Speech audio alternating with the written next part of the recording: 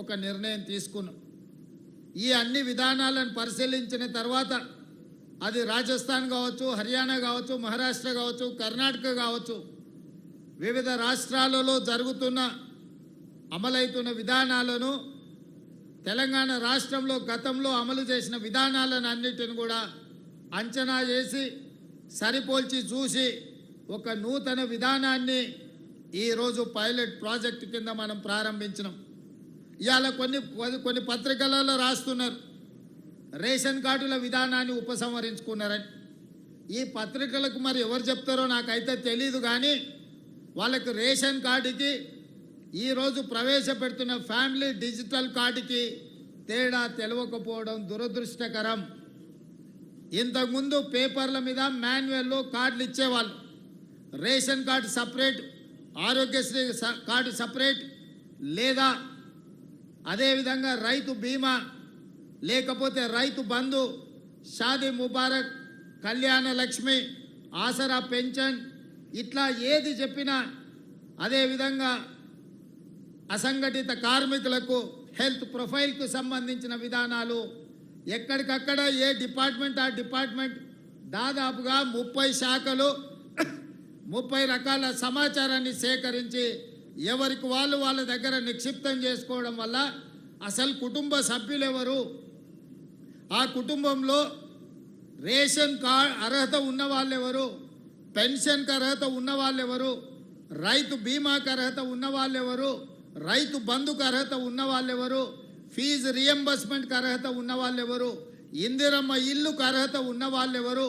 ఈ విధంగా చెప్పుకుంటూ వెళ్తే 200 యూనిట్లు ఉచిత కరెంటుకు అర్హత ఉన్న వాళ్ళు ఎవరు, ఆర్టీసీ బస్సులో మహిళల ఉచిత ప్రయాణానికి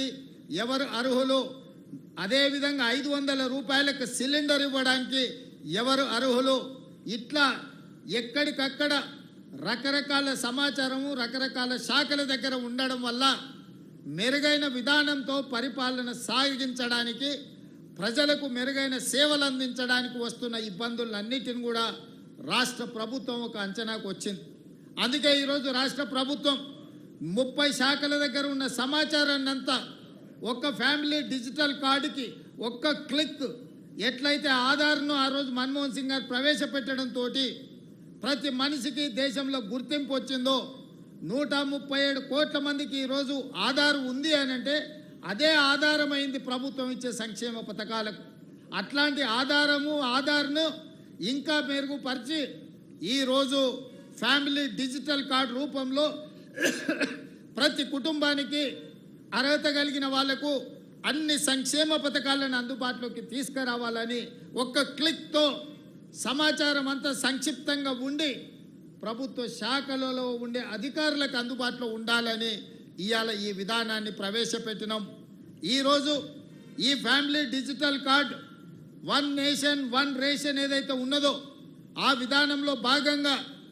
1 స్టేట్ 1 కార్డ్, తెలంగాణ రాష్ట్రంలో ప్రతి కుటుంబానికి ఒక గుర్తింపు కార్డుని ఇవ్వాలి. ఆ గుర్తింపు కార్డులో వాళ్ళకు అందుబాటులోకి తీసుకొచ్చిన సంక్షేమ పథకాలన్నిటిని కూడా డిజిటలైజ్ చేసి కంప్యూటర్లో పొందుపరిచి ఏ శాఖ కావాలన్నా వాటిని చూడడానికి అర్హులైన వాళ్ళందరికీ సంక్షేమ పథకాన్ని అమలు చేయాలని ఈ విధానాన్ని తీసుకొచ్చినాము. ఇవాళ ఈరోజు ప్రవేశపెడుతున్న ఫ్యామిలీ డిజిటల్ కార్డు, ఇదే రేషన్ కార్డు, ఇదే మీ ఆరోగ్యశ్రీ కార్డు, ఇదే మీ రైతు బీమా కార్డు, ఇదే మీ ఫీజు రియంబర్స్మెంట్ కార్డు, ఇదే మీ ఇందిరమ్మ ఇల్లుకు అర్హత, ఇదే మీకు కళ్యాణ లక్ష్మిని పొందడానికి అర్హత వస్తుంది. ప్రతి సంక్షేమ పథకం 200 యూనిట్లు ఉచిత కరెంటు కావచ్చు, ఆర్టీసీ బస్సు ఉచిత ప్రయాణం కావచ్చు, ఈ రకంగా రాష్ట్ర ప్రభుత్వం అమలు చేస్తున్న ప్రతి సంక్షేమ పథకాలను ఇందులోకి తీసుకొచ్చి అన్ని రకాలుగా మీ కుటుంబాలకు ఈ కార్డు ఒక రక్షణ కవచం కల్పించడానికే ఈ ఫ్యామిలీ డిజిటల్ కార్డుని రాష్ట్ర ప్రభుత్వం తీసుకొచ్చింది. ఇదే కాదు, ఈరోజు చాలామంది నన్ను కలుస్తున్నారు, అయ్యా మా పిల్లగాడికి పెళ్ళి అయింది, మా ఇంటికి కోడలు వచ్చింది, మా పిల్లగాడికి కూడా సపరేట్ రేషన్ కార్డు కావాలి, ఎందుకంటే వాడి కుటుంబం సపరేట్ అయిపోయింది,